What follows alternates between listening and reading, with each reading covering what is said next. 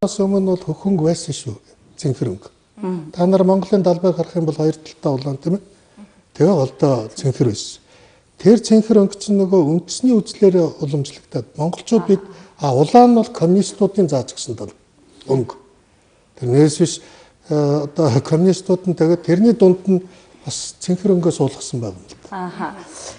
За 89 оны сүүлч 90-ад оны ихээр за ялангуяа намын сайт руу ороод түүхийн төвчөө ингээ харахаар 4 сар үйл явдлыг арвинтай тухайн жил 90 онд байжээ гэж ингэж анзаарагдсан. Тэгэхээр их хурлаа хуралдуулсан, Монголын арчлан намыг байгуулсан гэд энэ түүхэн цаг үе, түүхэн өдрийг баяр гэж тодорхойлох хэр оновчтой вэ гэдгийг асууя гэж бодоод байна л да. Яагаад хэрвээ энэ баяр гэж тодорхойлох нь зөв юм а гэх юм бол өнөөдөр баярын өдөр баярын мэнд хүргэе гэж эхлэх ёстой болж таарад байна л да.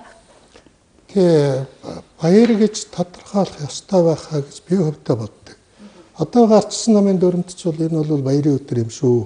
Тэгээ бид нар энэ Улаанбаатарын хавар гэж одоо энэ удаад манай нийслэлийн намаас зохион байгуулаад том баяраа тэмдэглэх гэж байна л да. Энэ хагас өдөр тэмдэглэх гэж байна. Яагаад баярын өдөр юм бэ гэж. Би түрүүн хэлсэн л дээ. Бид нэр яг өөрийгөө мэддэг эрхийг 90 онд л авчилсан. Тэрнээс өмнө 300 жилийн турш бол нэг бол Бээжингээс амбан захирагч тавьдаг тийм ээ. Нэг бол одоо Москвагаас бол хэн өдөртгөө гэдэг намын өдөртөгчийг тавьдаг. Ийм л явж байсан нэг завсар нэг 11 онд нэг үтсэн юм байна тийм ээ. 21 онд бас үтсэн үү? Үтсэн. Тэгээ 24 онд байна. Хамгийн анхны юу вэ? Нийтдээ нэгмэр орсон коммунист орн чи Польшилд. Тэгээд 80 онд нэг эвсаны нэгдэл байгуулагдсан.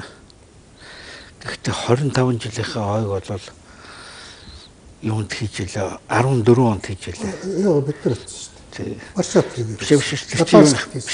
Тэр чинь өөр юм. Тэгэхээр яг хөгтгөл солидарность бол ухаан Польшийн одоо ухааны хангалтлагч одоо юу хөдөлгсөн байгууллага тийм үү. Гэтэ тэрийг бол байгууллагын баяр гэж үзэж байгаа. 89 онд анх удаага бүх коммунистуудаас хамгийн анхны чөлөөт сонгуулиулаад нөгөө хин Мазовицкийн засгийн газар байгуулагдаад ингэлээ шүү дээ. Тэгвэл чинь улс үндэсний баяр одоо юунд орсон гэж. Тийм учраас Ардчилсан холбооны баяр бол 12 сарынхаа юунд болоод өнгөрсөн жил бид нар 7 сард анхны нэг сонгуулиусны дараагаар Монгол улс төрийн хувьд тийм ээ нийгмийн хувьд анхны сонгуулийн дараагаар өөрөө өөрснийгөө барьсан төрийн системтэй боллоо гэж нодон тэмдэглээгүй юу?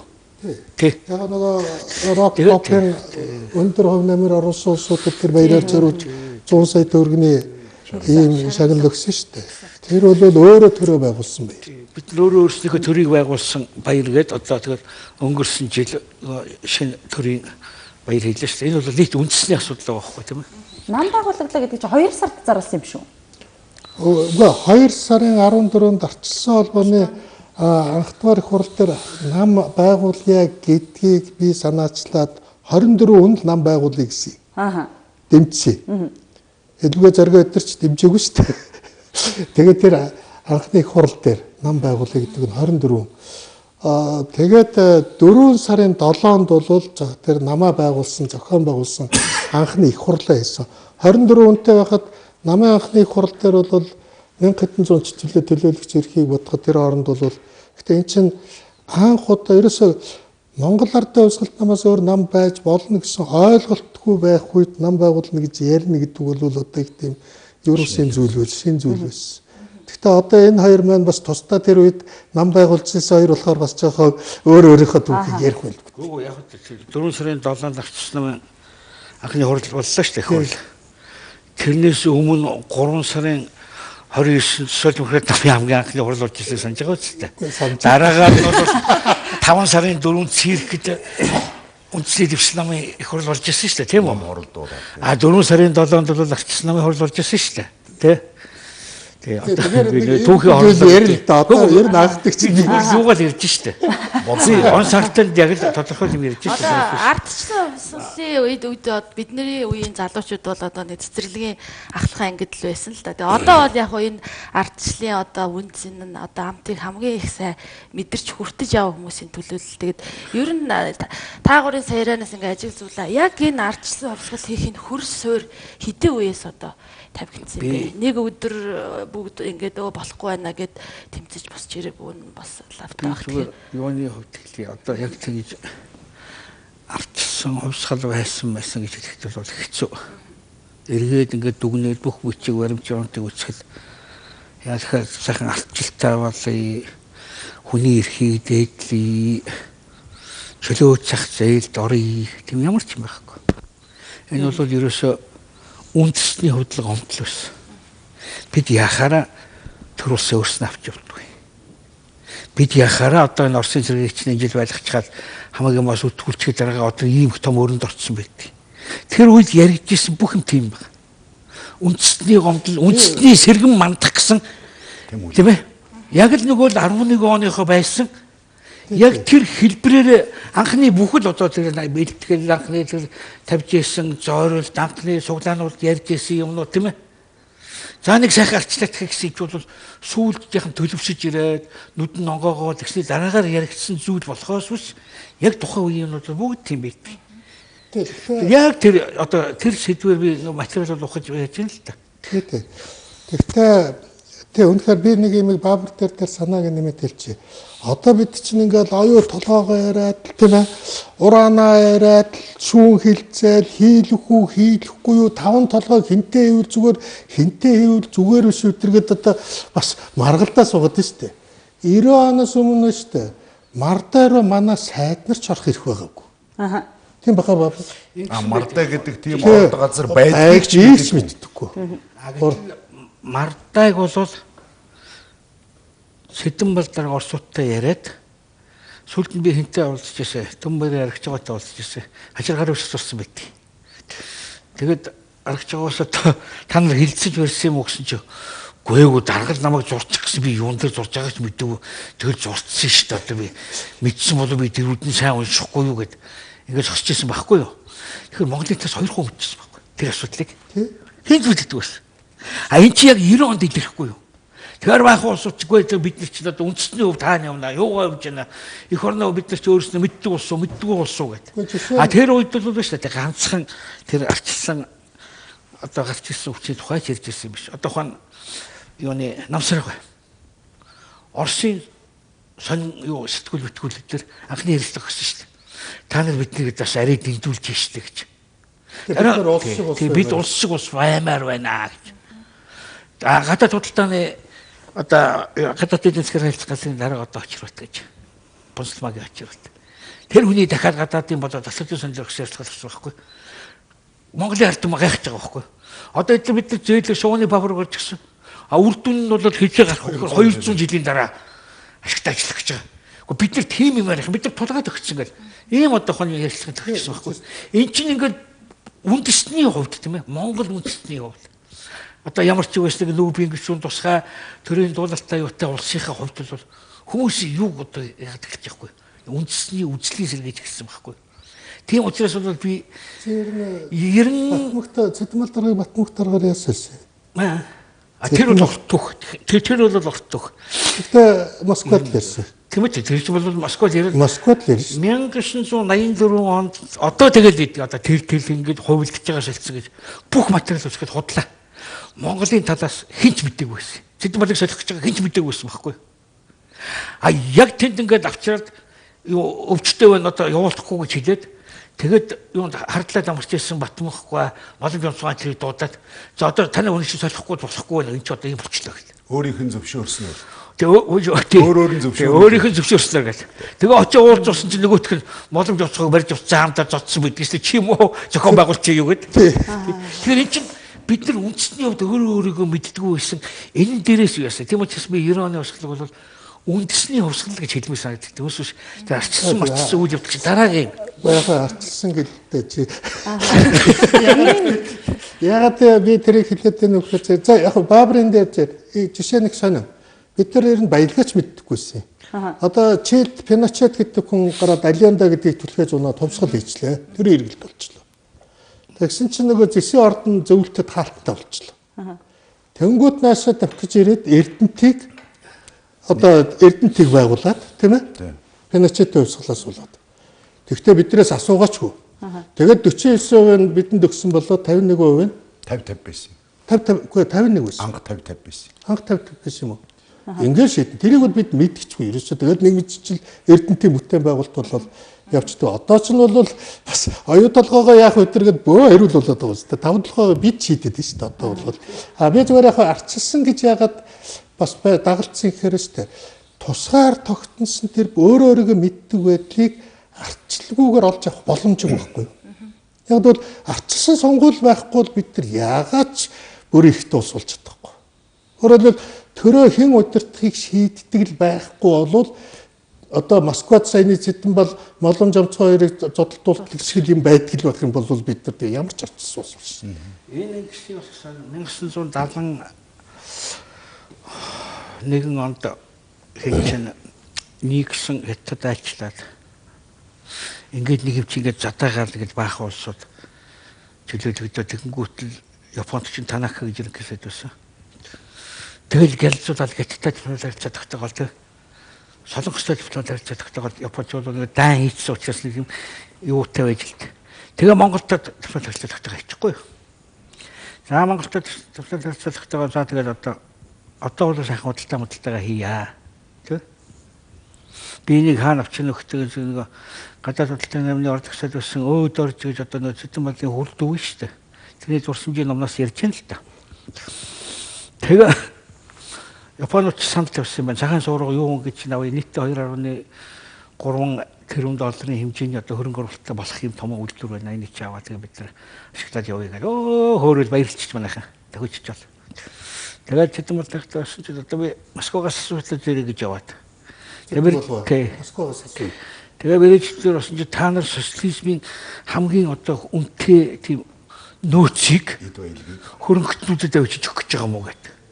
Тэгээд дахиж ирээд нөгөөх нь улс төрийн төвчөн дээр хэлсэн үг нь лээ. Нэгдүгээрт бол дарга зөвшөөрөхгүй байна.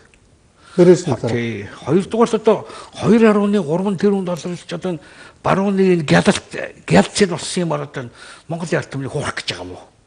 Ийм учраас цаашгаа ярих юм байхгүй гэж. Одоо би зүгээр яг тэр үеийн гэрчийн бичсэн номноос л ихшилж ярьж шээ тийм ээ. Ямар тэр хуралд нь суусан биш. Ийм л хэмжээнд байсан юм аа. Энэ бас ч өөрөө. Ийм штэ. Түүх говьдаг давдаг тухай яриа бас мэрсэр байна. Хүн болгон өөрийнхөө хүлээж авснаар юм уу, ойлгосноор юм уу, харснаар юм уу ингээд түүх бичээд үлдээнэ гэх юм бол эндээс яг үнэн голчтой байх уугүй юу гэдэг бас л нэг юм асуудал үүснэ л дээ. Тэгэхээр яг тухайн цаг үед өмнөх болоод хуучин болоо шинэ ингэж солигдож исэн юм уу, энэ тухайн цаг үед ийм үйл явц болсон юм а гэдгийг за нэг энээс л болоод уншичвал дөхүү байгаа даа юм уу, нэлийн голчтой байгаа даа гэх юм намаас гэдэг юм уу бий болгох. Эсвэл одоо бий болсон энийг л нэг бариад уншчих хэрэгтэй гэж зөвлөх юм байгаа юу гэж асуумаар байна. Уучлаарай ахад нэг юм нэмж асууя. Одоо тэгээд нөгөө түүхийн номнууд дээр одоо ерөнхий боловсролын сургуулийн түүхийн номнууд дээр урд эртийн түүхүүд бол ингэ байж байдаг тийм ээ. Тэгэхээр яг энэ 90 оны гэдэг юм уу энэ өөрчлөлтийн тухай одооны хүүхдүүдэд ер нь яаж мэдээлэл өгч байгаа вэ? Ерөнхий боловсролын сургуулийн юм байгаа юу? Ерөнхий зарчим хэлэх юм бол он жил улираад болсон үйл явдлаас холдох тусам өнгөрсөн он жилүүдэд болсон юмны гол утга агуулга жинхэнэ одоо мөн чанар нь илүү тод томрон болдог. Яг халуун үйл явдлын дундуур явхад томоохон одоо зарчмын дүгнэлт хийхэд хэцүү байдаг. Яг гэвэл хүнээс хамаардаг, нөлөөтэй хүн, эрх мэдэлтэй хүн, эсвэл арай илүү хүчтэй үйлдэл хийсэн хэсэг бүлэг хүмүүсийн ноёрхол, зонхлох явдал тэрий чинь одоо харахад дүгнэхэд хэцүү байдаг байна. Тэм учраас ардчлалыг бол одоо эцсийн гэдэг юм уу одоо бүр нэг юм сурах бичгийн хэмжээнд дүгнээд яг л одоо энэ л хамгийн эцсийн хамгийн ганц зөв дүгнэлт гэж хэлэхэд эрт байгаа. Тэрч байтугай 21 онд болсон одоо тэр үед одоо өнөөдрийн ярьдгаар нь ардын хувьсгал гэж яриад байдаг зүйл 50 60-аад оны үед болсон Монголын одоо социализмын янз бүрийн үйлдэлүүд тэрч байтгай одоо 40 50 60-аад оны үед болж исэн социалист бүтээн байгуулалтын сайн муу үр дүнг 100% дүгнэхэд бас хэцүү байдаг байхгүй. Ягаад гэвэл өнөөдөр тэр үйл явдалд оролцож исэн зарим хүмүүс нь амьд байдаг. Тэр хүний хувь хүнийхэн тухайн нөлөө байдаг. Нэг удаа телевизээр яриад л энэ нь шал худлаа битсэн байна. Эсвэл энэ их зөв битсэн байна гэж хэлэхэд зарим нэгэн юм мэддэггүй уншаагүй хүмүүсийн дунд тийм хуйлралтуудыг үүсгэж идэг байхгүй. Тэг тусмаа бид гуравч гэсэн одоо 20 хэдхэн жилийн өмнө үүссэн ардчлалынхаа түүхийг ярих юм бол яг тоглоом шоглоомоор эднийх тэгсэн гэдээ бид бас яриад байна шүү дээ. Тэгэхдээ бид нар бол дотроо дүгнэлттэй нэг их маргахгүй. Том сурах бичгийн хэмжээнд бол жоохон эрт байна. Тэгээд одоо үндэсний хувьсгал уу, ардчилсан хувьсгал уу гэдэг чинь би түрүүний 5 мэдрэхүү гэсэнтэй адилхан бүх юмныг эхлүүлсэн нэг өдөөгч нэг жижигхэн дүл байдаг байхгүй юу та. Тэр өдөөгч дүл нь үндэсний бахархал, үндэсний гомдол олон 10 жилийн туршид дарагдсан байсан тэр одоо нэг юм дотоод бидний монголчуудын бахархал байхгүй юу. Тэр юм чинь бүгдийг эхлүүлсэн юм. Тийм учраас бүх ямар нам байх нь хамаагүй. Тэр байтхаа өнөөдөр шинээр үүсэж байгаа өчигдөр дөнгөд дээж хүүхэд бүртгүүлэх гээд явж байгаа намуудын гол цөмөн бол дахиад өнөө Монголын бахархал, Монгол хүн, Монголын одоо хөгжил, дэвшилгээл өнөө л юмаа л яриад байна шүү дээ. Тэгэхдээ тийм юмар гал дүл асаад дараа нь бол эдийн засгийн, улс төрийн үзэл сурталын, баруунтан, зүүнтэн, төвийг сахисан барьсан юмнууд чинь аяндаа тэр дүлий чинь улам дэвэргээ том бүр гал болгодог байхгүй юу. Энэ гал нь өөрөө ардчилсан хувьсгал гэдэгтээ би санал нэг байна. Өдөөгч нь бол тэр үндэсний сэдэлтэй том хөдөлгөөн байсан одоо нуугдмал далд байсан. Гэхдээ би Гамболттой саяны хэлж байгаа зүйл дээр нэг зүйл дээр өөр зарчмын хувьд санал нийлэхгүй. Яг доктор хизээ нэгэн цагт бичнэ одоо тэгж бичих болоогүй. Яг бол энэ аюулыг би одоо улам бүр тодорхойлоод байна. Яг үүндээ бид нар хүүхдүүдтэй энэ хооронд сургаж явахгүй яваа л гэж би бачимдаад байна.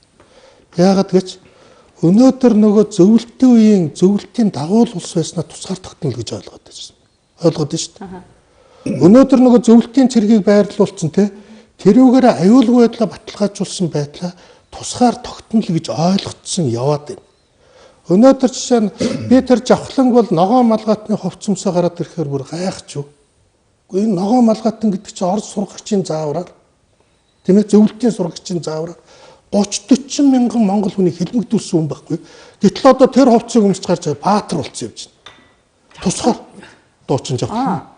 Тэгсэн юм уу? Нэг наадмын үеэр нэг клиптэй байж байна. Тэр чинь 30-40 монгол хүний амь нас үтгэ айтсан. Тийм бэлэгдэл байхгүй ногоо малгай гэдэг чинь. Тэгвэл тэр чинь зөвлөлтийн коммунистуудын заавраар, коминтерны заавраар хийсэн юм байхгүй юу? Тэгэхээр коминтерны заавраар явдаг байсан. Зөвлөлтийн цэргийг байрлуулдаг байсан, тийм ээ. Тэгээд зөвлөлтийн ивэлийн дагуул улс байсан үе тусгаар тогтнол гэж ойлгодог энэ аимшигтай ойлголт сэрээд гараад ирчлээ эргээд. Одоо шинэ би их хурлын гишүүн Баттулгыг хараад бүр гайхаад одоо би Женко гэдэг шүү дээ. Яг тэр үеийн тусгаар тогтнолыг яриад гэлээ. Яг тэр үеийн өөрөөр хэлбэл Сталин чоо болсны үеийн Монгол улсыг тусгаар улс байсан гэж яриад унлаа шүү дээ. Тэгэхээр нөгөө хүүхдүүдтэй бид нар одоо их хурлын гишүүн одоо бас л гайгүй одоо манай дуучин өдр одоо ингээд нөгөө тэр зөвлөлтийн дагуул ивэл байсан үеийг тусгаар тогтнол гэж ойлгосон энэ ойлголтоо сэтрэж эхэлж байгааг хараад би тэрэнд хамгийн гол нь олон мянган хүн автчихэ. Тэгэхээр Гамболтын хэлж байгаа тэгж буруу. Би бол одоо сургуулийн юунд хордоо оруулах хэрэгтэй. Манайх ч бол яг нийтдээ нийгэм юм да. Тийм учраас бол нууж хах юм байхгүй л болж. Гэхдээ хуучин ямар байсан тухай материалууд их шинээр нэгдэж байна л да. Сая Талих Таштавага Оросын архив руу ороод тэгээд нөгөө бүр эрхтөлөлөх Сергей Миронов гэдэг ном гаргалаа. Насвархахаа мөн гаргасан гэдэг юм та. Бүр архив юм ороод яаж гоё болсон. Тэгэхээр 37 онд энэ Оросын дотоодыг хамгаалахын нэг том хүн Миронов гэж том ярахчин л таа л орч.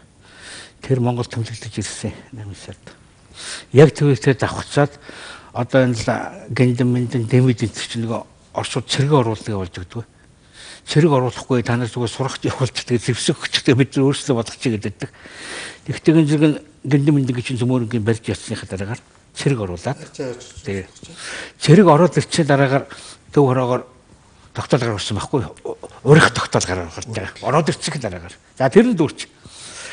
За Мироновын ийм загт байна. Би зүгээр энийг л хэлээ. Оскор өрцмөн. За манай цэрэг ороод ирлээ. Энэ Монгол төгрөг хэрэгтэй байдаг. Бид нэр төв банкн дээр нь очлоо. Бид чинь 7,500,000 төгрөгтэй улс байна. Тэр нь хүний гар дээр тавьчих. Одоо энэ 200,000 төгрөг төв банкнд нь. Ийм учраас Госизнак руу одоо тушаал өгөөд Госизнак гэдэг нь төгрөг мөнгө хэвлэх гэдэг байхгүй Госизнак тий. Зөвлөлт холбоо.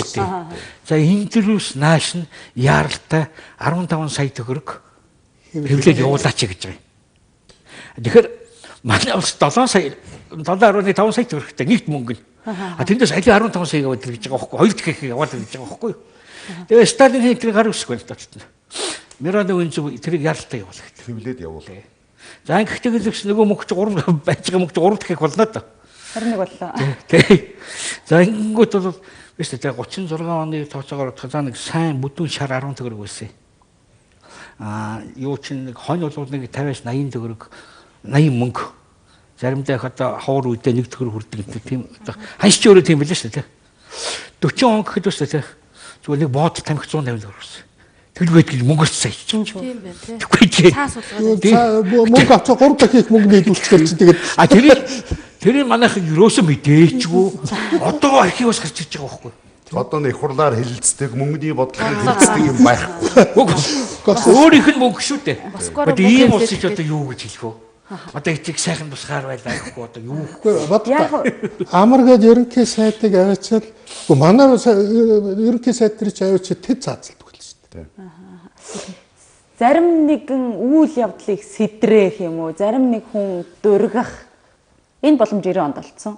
Та гурав ингэж суугаад өөрийнхөө үзэл бодлоор ярих юм уу? Түүхийг магадгүй мэддгүү байсан түүхийг ярих энэ боломж 90 онд бүрдсэн. Тэгэхээр тухайн үед үзүүлсэн үйлдэлийнхээ өнөөдрийн үр дүнд хэр сэтгэл хангалуун байдаг хүмүүс вэ? Би яг үнийг хэлэхэд ихлээд ярьчих зэ. Яг үнийг хэлэхэд өнөөдөр бол би манай арчлаа штэ. Үнэндээ Америк гэж гайхуулгаар байна. Би тэгж хэлж чадна. Манай өөрөөр хэлбэл улс төрийн зах зээл гэх юм улс төрийн энэ орон зай бол маш нээлттэй байна. Жишээ нь одоо юу гэдгийг ганцлуулаа игээл диктат. Тэгээд удамжинд эсэргүүцэл хийгээл тэгээд их хурлын гишүүн хаалга нээлттэй. Одоо наара хүртэл одоо их хурлын гишүүн болох гол явж байна. Би энийг бол ийм чөлөөт нээлттэй улс төр гэдэг бол энэ арчил бол үнэхээр сайн байна. Манай Монголын арчил буцалж байна. Би энэ тэрүүгээр явлаа. Манайх шиг буцалж байгаа арчил алга. Манайх шиг энэ төр барихад оролцох боломжтой гэдгийг хүн бүхэн мэдэрсэн байгаа байдал алга манаас. Одоо зарим нь тэгдэж шүү дээ. Одоо нэг тэнэг улсууд одоо ингээд нэрд гараад байж гэх шиг дээр ярьдیں۔ Тэ. Үгүй тэр тэнэг ухаантай гэж ирэхээр бид ялгарлахгүй. Тийм биз дээ. Арт өмнө сонгуул нээлттэй байна. Тэнгийн яаж тогтоох вэ? Ухаантайг нь яаж тогтоох вэ гэдэг бас нэг харьцан гол. Тэгээ яг тэр ард дэрэгдэл тогтоолтой өөрсдөө шийдэлтэй тийм ээ. Тэрнээс нөө Баабар Гамбол Батболгороо суудсан энд гайгүй ухаантай шүү, энд тэнэг шүү гэж явж явд чинь. Тийм учраас жишээ нь Америкт хүртэл одоо бол Трамп бол тэр нийгмийн эсэргүүцлийн илэрхийл болоод байна шүү дээ. Яг бол Америкийн улс төр хаалттай болцсон. Одоо юу гэдэг Америкийн улс төр бас их олигархчихсан. Гэр бүлийн хөдөл гараад. Гэр бүлийн. Одоо тэнд бол одоо Баян Сэлэн гэсэн хүн тэнд юу конгресс дорох морох сайд болох гэдэг ёстой бодоод үзээч тийм шанс байгаагүй. Тийм боломж ч байхгүй. Манайд бол одоо ямар ч асуудал олгүй шүү дээ. Одоо тэгээд ингээ харж байхад манай иргэд бол бас айхтар. Хэн нэгний одоо Путинд бол одоо Оросд бол Путингээс өөр рэчигтэй галгүй шүү дээ. Ерөөсөө байдгүй юм гэсэн шүү дээ. Байхгүй шүү дээ. А манайд бол одоо Фэнксүү Ганбаатар дээр бол одоо ингээл толгойч гэдэг үгүй ч тийм ийм сайхан чөлөөт одоо нээлттэй улс төртэй ийм сайхан арчлыг бид хариглах хэрэгтэй байна. Би бас дахиад түүхий жишээ хэлье. 85 онд энэ депутат одоо ухаан төрийн эрх барих байгууллага юм да ардын хурлын сонгуул болвоо. Тэгээ болжсэн чи төмөр замын орон дээр гэв итгэл дахин сонгуул болох болоо явчлаа. Гэхдээ яач вэ? Тий. ялгаж өгөхгүй чиний нөгөө 1985 тийм За 90 оноос оноос өмнө. өмнө. Чамаа төрөг байх. За ингээд. Төрсөн байсан байна. Яг төрж ийсэн байна. Тэгээд энэ төмөр зэмдэр дахин сонгуулж болохоор болов. Тэгээ сонирхсан. Яагаад ингэж яачих вэ гэсэн. Тэгсэн чинь үстэй нөгөө хэвлэлтэй буруу хэвлээд тэг чинь нэг тойрогдоор нэг л хүн нэг дэвшүүлнэ шүү дээ. Юу саналын утсыг буруу хэвсэн гэсэн үг юм. Тэгсэн чинь санал энтетлийнх нь юу тойргийн хүнийг хоёр дахин хэвлээд тэр нөгөө хүн чинь хоёр тойргоо сонгочихгүй юу? Буруу хэвлэлтээс болоод сонгож байгаа усуудад хэнийг сонгож байгаа пад байхгүй сонирхол байхгүй шүү дээ. Очоод бүгдийн 100% байвч депутат болгочих. Тэгсэн нөгөө жинхэнэ цаанаас намын дугаараас өгсөн нөгөө хүнийх нь нэр нь авчиж хэвлэлтээс болоод гараагүй буруу нэр хэвлээ хийсэн. Ингээд нэг нөхөр нь дугаараас өгсөн хоёр нэг чинь нэг нь депутат болоогүй нөгөөдг нь хоёр тойрог төр зэрэг депутат болсон. Ингээд дахин сонгуул хийжсэн.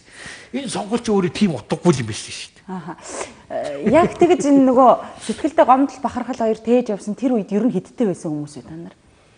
За би 33 таа байсан. 30 насны дараа. Ер нь энэ тэнд одоо нэг дуртгал яриад Энэ 33 таа байсан бол би 33 таа байсан юм. Би тэр чинь чадчих. Энэ хүн надаас 4 хоног дүү. Тийм чинь би миний нэг юм чинь жоохон өтгөрөөд байж хахад энэ өнгөж толгоогоо цохиулгаж ирсэн. Зүгээр наргаа болов. Ер нь бол ягаад ч юм бас нэг одоо юу гэдэг Тэнгэр бурхны нэг юм одоо тохироо юм уу юу юм энэ тентхийн дэлхийн түүхийг үзээд байхад Магомед 33-таа, Христ 33-таа да, Будда 33 орчим наснда одоо ийм болсон байдаг түүхтэй юм байл. Ягаад ч юм одоо бидний дийлэнх Баабур бол арай Ахмад биднийг бодох юм бол За нэг хоёр ахад үзсэн. За нэг хүнлээ зүг болдгийг. Тэгвэл нөгөө талаас бол бид бүгдийн яриад байгаа юмнаас нэг л юмыг ойлгох ёстой юм. Бид түрүүн одоо түүхийг ягаад дүгнэхэд эрт гэдэг чинь дүгнэх тухай би яриад нь шүү дээ. Батүлтэй бол би 100% санал юун дээр нэг байна вэ гэхээр хүмүүжүүлэх, заах. Өнөөдөр бид одоо нэг ийм түүхээр туулаад өнгөрсөн учраас нэгэнтээ болоод өнгөрсөн юмны тухай одоо ярих хэрэггүй гэдэг маягаар дуугүй сууж амаа жимиж болохгүй. Одооноос эхлээд чадал бололцооныхоо хэрээр залуу үеийнхэнд ялангуяа өнөөдөр дөнгөж амьдралтай золгоод ном унших, түүхийг ойлгох хэмжээнд ирж байгаа энэ залуучуудад ярьж өгөхгүй болвол зарим нэгэн популистууд, зарим нэгэн одоо буруу үзэл санаатай санаагүй хөтлөгдөөд явж байгаа хүмүүс чинь одоо нэгэсэндээ буруу мэдээллийг, буруу системийг манай залуучуудад түгээгээд түүх маань буруу замаар эргэж буцах аюул давтагдах гэдэг байгаа байхгүй.